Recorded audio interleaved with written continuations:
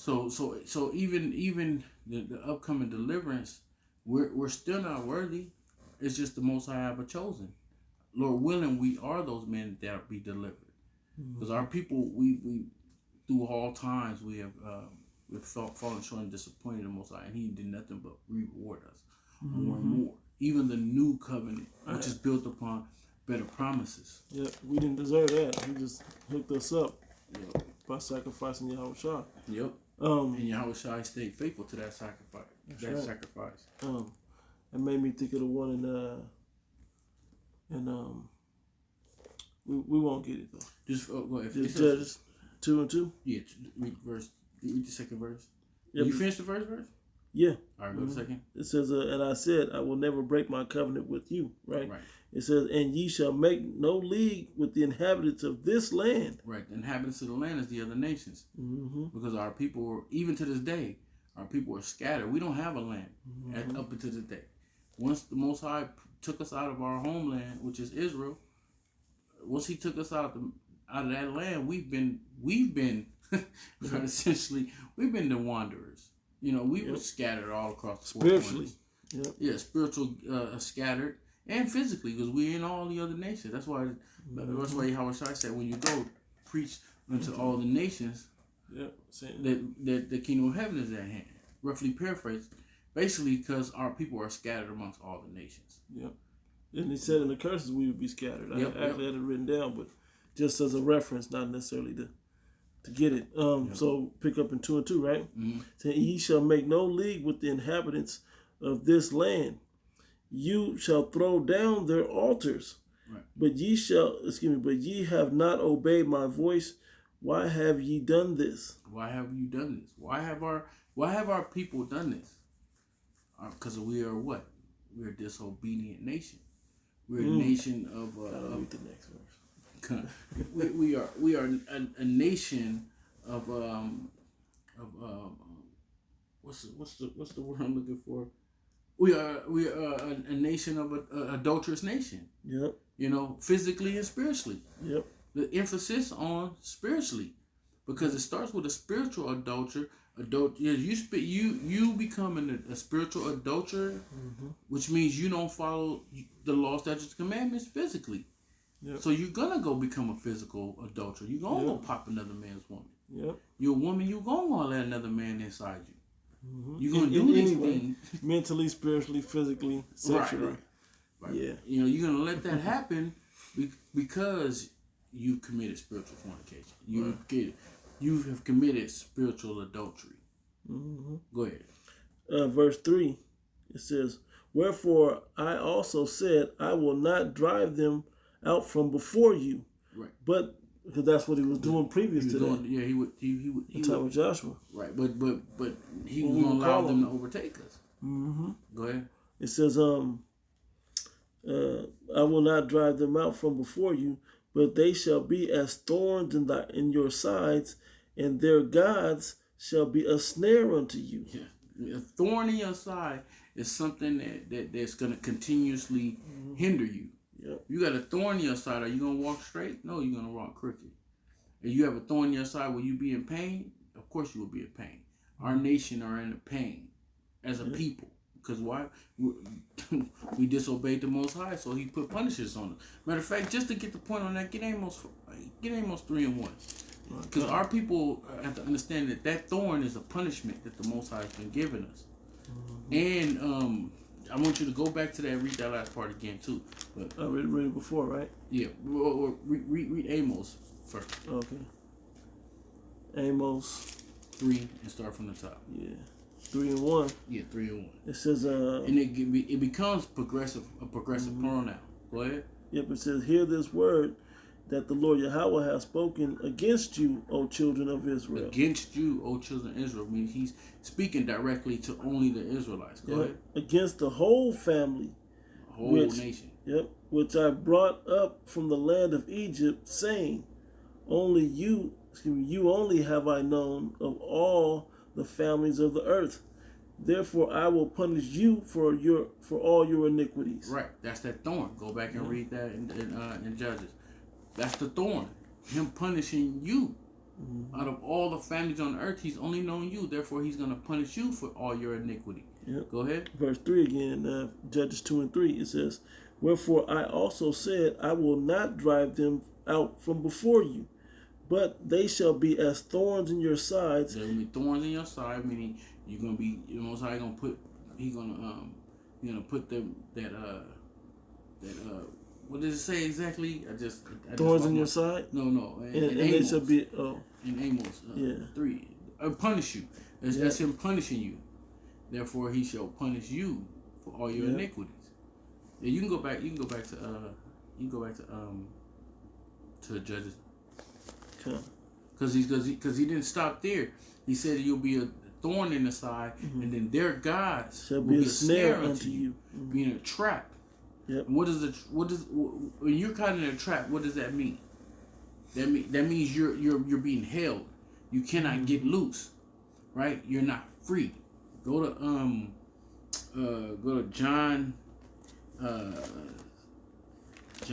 8. Is it 8:32? You should know the truth, and truth shall make you free. Yeah. Because we were all under that snare. We're all in that trap. We were being held down and in bondage to whatever religion that we were worshiping at the time when we were in the world. So we were being held down in restraint. We were trapped. We were basically enslaved to it. You want that, right? 8 and 32? Yeah. John 8, verse 32 says, "And ye shall know the truth, and the truth shall make you free." The truth shall make you free. We were made free when you come into this truth. Why? Because you're not being bound. The other nations' gods are not a trap unto you anymore. That's right. So when we come into this truth, the Most High gives us the true knowledge, wisdom, understanding of His Word, giving us His true name. We were made free. We're free of that. That's right. So we're no more subject to the traps and snares that worshiping the other nations' gods will bring to you. And we no longer have to be concerned or worried because we're following after Yahweh. Right. Okay. We don't have to following the false god to worry about because we're following the Most High, which means we're following after the statute, laws, and commandments to the best of our ability and all His wisdom. We give Him to understand. That's right, bro. Now that's the spirit. Go into Joshua.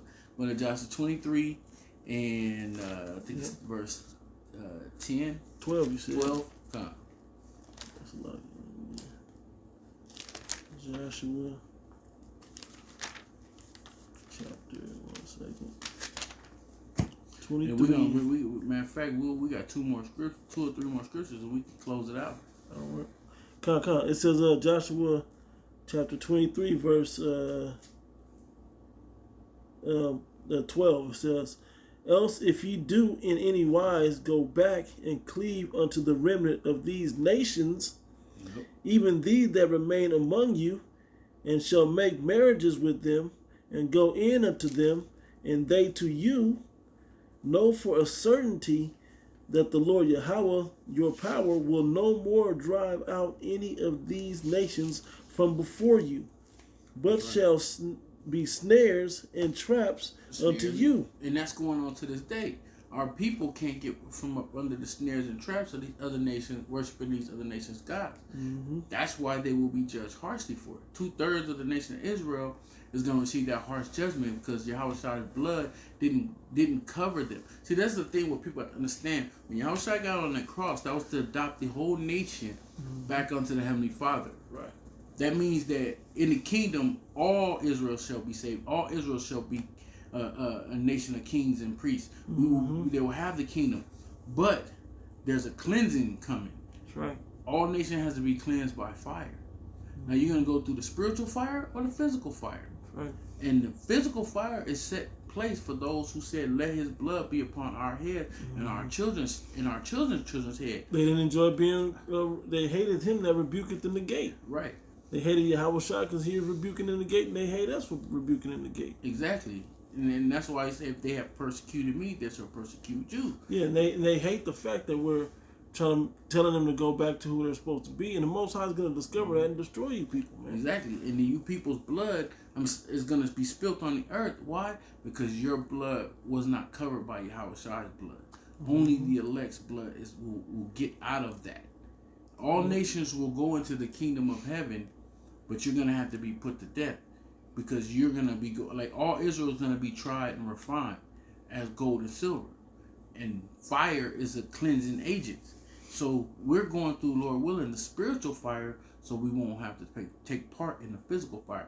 2/3 will go through the physical fire, and they'll come out refined when they're reborn into the kingdom of heaven. Through the elect that made it. Right. Through the loins of the elect. Through the spiritual fire. Isn't that crazy? That's crazy. Beautiful. But that's beautiful, because the whole nation, because the Most High could have had it to where, no, just the elect make it. And those 2/3, the hell with them. They'll have to come back, to another nation, or he could have said the hell with them because they were so disobedient, which we all were. Yeah, but so he chose to say he'd always keep us close to himself, not at least grain. That's why we read that in Amos earlier. And he also said, like as long as the stars in heaven and the sand of the sea and the depths of the ocean, there will always be the nation of Israel. So therefore, it's only fitting that the 2/3 will come back through the elect, through the 1/3, and they'll have the kingdom as well. That's right. And be above all these other nations. Yeah. But you have to go. That's when the laws and statutes and commandments will be written in you. And right. Yeah, and then to get that, you have to go through that judgment, that death by pain. Yep. So that's why you're being caught in those snares and those traps. Go ahead. In the middle of 13, it says, but shall be, this is Joshua 23 and 13, in the middle of the verse. It says, but they shall be snares and traps unto you, and scourges in your sides, and thorns in your eyes, until ye perish from off this good land which the Lord Yahweh your power hath given you. Yep, which we all did that. Yep. We all did, but it's still going on to this day. Now jump to go to 24 in verse 14. Yep, it says, now therefore, Joshua 24:14. Now therefore fear the Lord Yahweh and serve him in sincerity and in truth, and put away the gods which your fathers served on the other side of the flood and in Egypt, and serve ye the Lord Yahweh. And if it seem evil unto you, it's evil unto 2/3 of the nation of Israel to serve Yahweh B'Shem Yahushua in spirit and in truth. Go ahead. If it seem evil unto you to serve the Lord Yahweh B'Shem Yahushua, choose you this day whom ye will serve. And that's what's going on now. The whole nation of Israel has a choice to serve who the Most High has put the Spirit on them to serve. He's put the Spirit on 2/3 to serve other gods, the other nations, the gods of the other nations, and the 1/3 and the elect is going to be serving him. Yeah. That's why Joshua badass 2/3 don't want to respect Daddy, so Daddy about to tap that thing. Yeah, badass kids, man. Daddy got a spiritual whip. Got that whooping for you, man. Got ass whooping. I'll read a little bit more. It says, whether the gods or the powers which your fathers served that were on the other side of the flood, or the gods of the Amorites in whose land ye dwell. But as for me and my house, we will serve the Lord Yahweh B'Shem Yahushua. Exactly. Talking about the different places around Israel that our people were mingled into and scattered at that point, that they served the mother gods of those lands. But for him and his house, we gonna serve Yahweh B'Shem Yahushua, all that live in my house. And that's beautiful, bro. That's a standing ovation for that, because the true worshipers, that's what they're doing now. That's right. They in their house. You know what I'm saying? Now there might be some brother that might be living with his woman and his kid, and he can't exercise the truth and fullness in his house. Or you might have a brother that might still live with his parents. A situation like that. But as for him in his house, meaning really himself and his seed, or if his woman, because the scriptures do say, if she don't in the truth, but if she please to dwell with you, you put her not away. So the brother got to deal with that, But really, all the brothers in the truth, they serve the Lord. We serve the Lord, man. We serve Yahweh B'Shem Yahushua, and that's who we serve, and him only. Now, we might need to do part 2, bro. It's the scriptures we ain't got to yet. But I want to just go ahead and close it out with Nahum. Yeah. Yep. Actually, no. Two scriptures. Go right. You right at it, bro. Go to Kings. 11. 1 Kings 11:1. Because we can give two examples of how our people fell short of in this situation happened. Of why Tobit was saying what he was saying. Just deal with your own women of your own nation, so you won't have to deal with that situation. Right. Of another woman coming introducing you to another god, another philosophies. That's why the scriptures tell you that Revelation 14 that the elect were not defiled with women. Meaning they're untouched. They're virgins. Meaning they were untouched by those other philosophies. They were rooted and grounded and had a foundation in the truth. So when a woman of another nation come with hey, check this out, man. Let's read this book or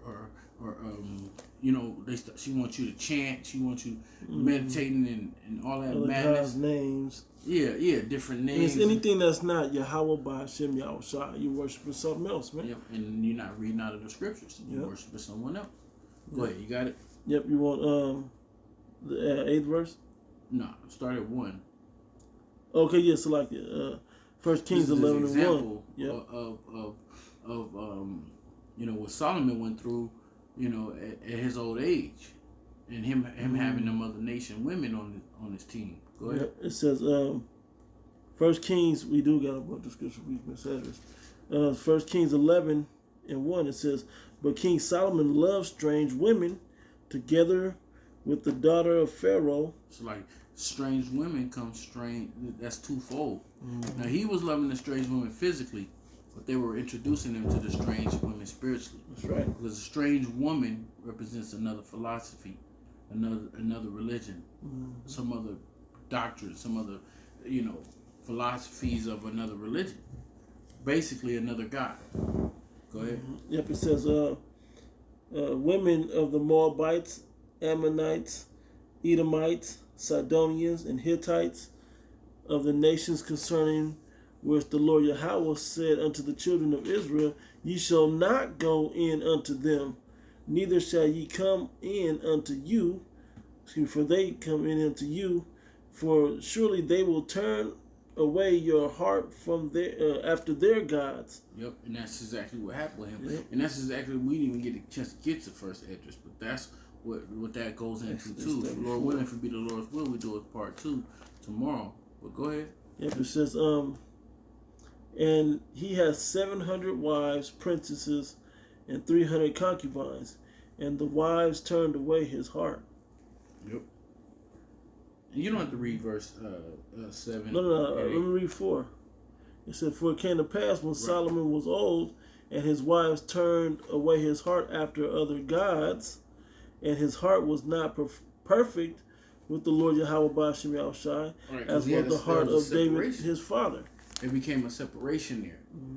He began to be intrigued by their gods, and their gods. The more and more he starts to learn about their gods, the more and more he began to believe upon those gods. And the verse 7 and 8 goes into telling you how he built temples to worship in those gods. I hit it right quick. It says, verse 7. It says, and did Solomon build her place for building, what is it? A high place, yes, like a high place for to show Chemosh, the abomination of Moab, and in the hill that is before Jerusalem, and for Molech, the abomination of the children of Ammon, and likewise did he for all his strange wives, which burnt incense and sacrifice unto their gods. Yeah, they sacrifice unto their gods. Yeah, exactly. So he basically built temples so he can have a way to go and worship them in a sacred or a sanctity or a solemn assembly. Because he had built the one for Yahweh. Yeah, exactly. Yeah, exactly. So he felt it was only fitting that he had to, because he really began to start worshiping those guys. Yep, he built them for the other gods as well. Yep. It says, verse 9, it says, and the Lord Yahweh was angry with Solomon, because his heart was turned from the Lord Yahweh of Israel, which his mind wasn't dedicated to worshiping Yahweh Shem Yahushai. His mind was occupied by the other nations, which became ultimately a snare and a trap unto Solomon. It says, which had appeared unto him twice, and he had commanded him concerning this thing, and that he should not go after other gods, but he kept not that which the Lord Yahweh commanded. Right. Mm-hmm. Now go to Nahum. Yep. Nahum what? 13. It started verse. There's no not chapter. 13. Nahum. Yes. Nahum 13, verse 23. No 13. I get it, bro.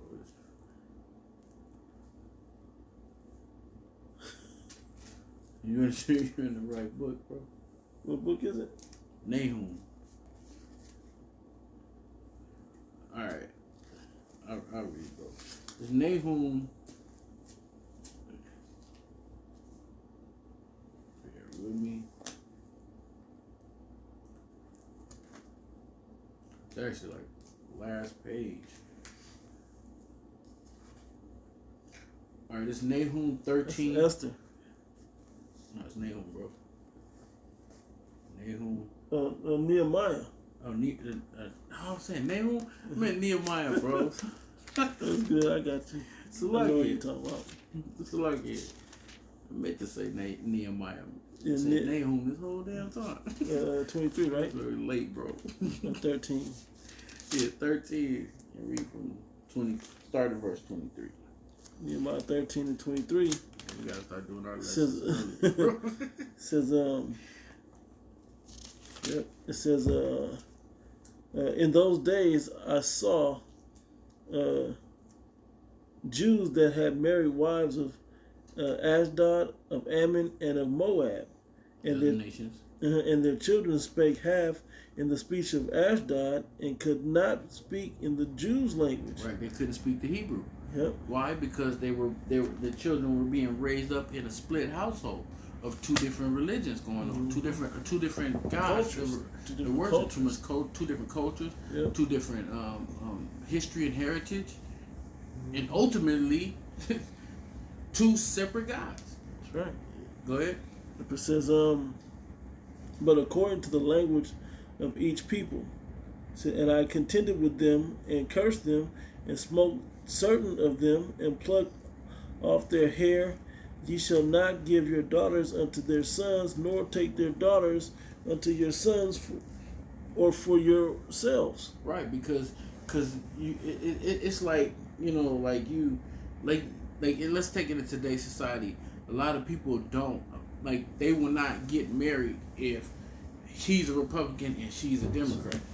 Like they don't want to be raising their kids under those two different beliefs, you know, because being how that a Republican is supposed to be a conservative, and these Democrats are liberals, so they don't want to raise their children with those two separate beliefs, because children, and that years I'm talking about, you know, in the 50s, 60s, 70s, 80s, that's what they believe. Like no, you know, I want a woman that's, you know, believes the same thing I believe. So same social status. Right, same exactly. So, but now you have so many people that don't do that no more. Right. So you got nowadays you have split households. You know, the woman might be a liberal Democrat and the man might be a conservative Republican or whatnot. That's what's similar to what was going on back then when our men would marry a woman of another nation. She was bringing her customs, her beliefs, her religion, her the God she was worshiping, and her language. Yep. And then who will spend more time with the child? Because the mother at the younger age. So basically, the foundation. Right. When you get to the point where you get a certain age, they were not. The child was being spoke to in the language of the mother so much that he didn't even know the Hebrew, because she wasn't speaking Hebrew, so she couldn't speak to him in Hebrew or her in Hebrew. Only the father did. Yep. You know, and the father's out here working, making the wages. You know, he wasn't spending the time. Next, you know, it's like the scriptures say, they couldn't speak the language of the Jews. Yep. Go ahead. Women part of the custom. We should probably bring that out. They're discontinued from that heritage. What 24 am I? No, that was 24. Yep, 25. Yep, read 25. It says, and I contended with them. Did read this one anyway. 26 about Solomon. No, read 25 again. 25 again. Okay, and go straight into it. And I continued with them and cursed them and smote certain of them and plucked off their hair and made them swear by the Most High, saying, Ye shall not give your daughters unto their sons, nor take their daughters unto your sons. Excuse me, give your daughters unto their sons, nor take their daughters unto your sons, or for yourselves. That's what the same thing was said. That's why it was said in Tobit 4:12. Was said that. Yep. That's why the same thing was said in Joshua 23. You know, because it became a snare and a trap unto our people. I keep reading. Go to 26. It says, did not Solomon, king of Israel, sin by these things? Right. He was the prime example. Solomon was a prime example of these other women turning you away to worship their God, and also becoming the division in your house. And that was a wise man. Which is exactly why we read Joshua 24 and 15. Like if it grieves you to serve the Lord, choose this day who you shall serve. You're gonna serve the gods of the other nations, or the gods that your forefathers on the other side of the flood worship, but as it comes to our house, we shall serve the Lord. Go ahead. It says, it says, yet among many nations was there no king like him, who was beloved of his power, Yahweh, and Yahweh made him king over all Israel. Yep.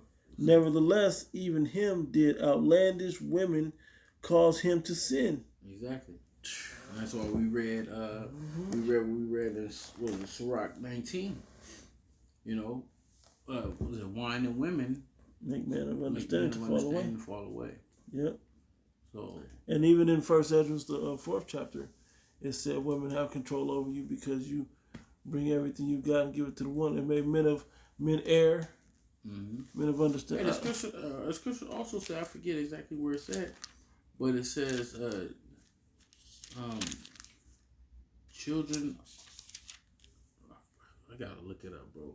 Roughly paraphrasing, but it's saying women are causing men to err. This is it right here. I'm reading it right now. Go ahead. Yep. First Esdras chapter 4.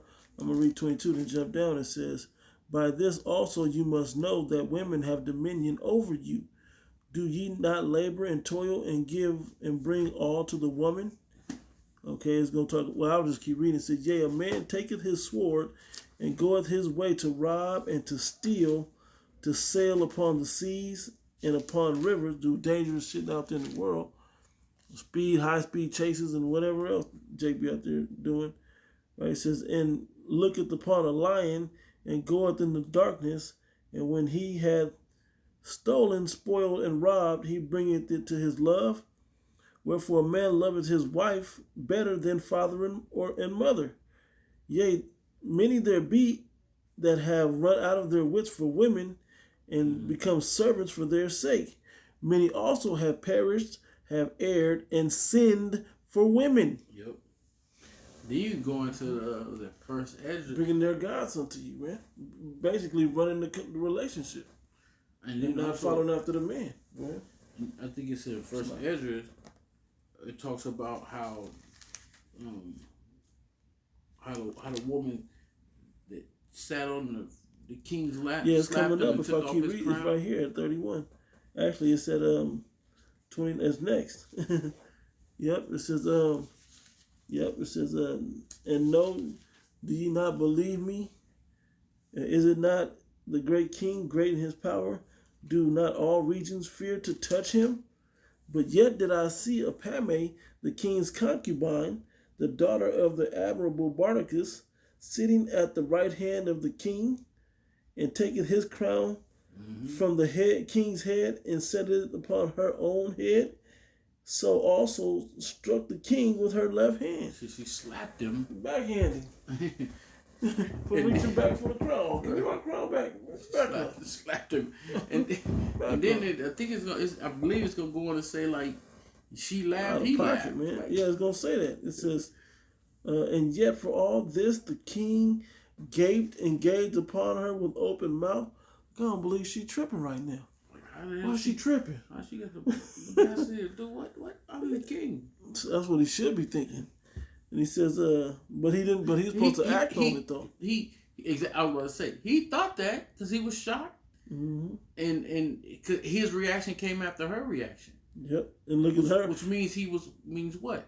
He gave his strength unto her, which is exactly why in Proverbs 31 says, "Give not thy strength." That was King Lemuel. His mom told him that. And what's dope about it, she told him, said, "Give not thy strength unto women, for that which destroys kings." Yeah, and we're the kings and the priests. Okay. Yep. Make sure you run in your households. Okay. I mean, in the name of Yahweh Shem Yahshua, if your woman don't want to get down with that, or she want to hinder you getting down with that, then move on. Okay. That's what it's about. Anyway, it says, but if you be pleased to dwell with her, don't be pleased to dwell with her, because you also secretly holding these holiday feasts and whatever with each other.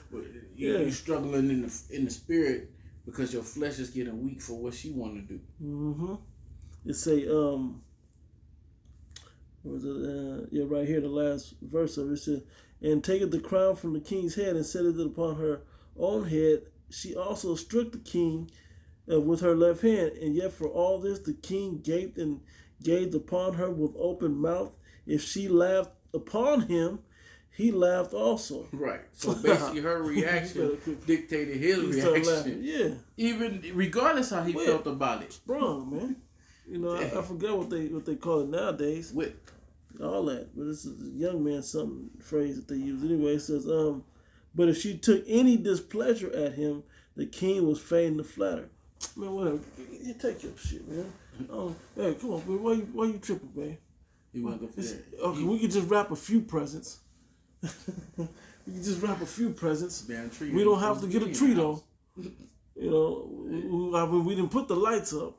You know, come on, man. That's too much compromise. Your in-laws coming. I mean, that comes with demon energies too, man. The other guys. Okay, that's the thing. That's the worst. That's why, because you understand what comes, what's going to escalate upon you with that. Mm-hmm. It don't stop like there. You got demons that you don't even know that's going to hop on you. Mm-hmm. Because come with them, what do they bring? They bring in demons. If you secretly celebrating Christmas, you allowing to get together to come over to your house and everything. Mm-hmm. Your in-laws or her family and friends and stuff, bringing in every one of them that hit the demons door. Got demons with them. Yep. Especially the women, because they're the weaker vessel. They're carrying more demons. Mm-hmm. All a slick way, sly way to say mood swings is a slick, sly way to say demons. Each swing, each move she swing to is a different demon that she's carrying on her. That's why if a brother's able to, if he gets with a woman and you take on that woman, man, you might need to send up a prayer to the Most High to cleanse her from the demons that she's carrying. You know, you gonna battle them demons left and right. You know, until you finally exercise all them spirits up out of her. It's usually not a overnight thing either. It's not. That's why the scripture say you're gonna have trouble in the flesh. That's right.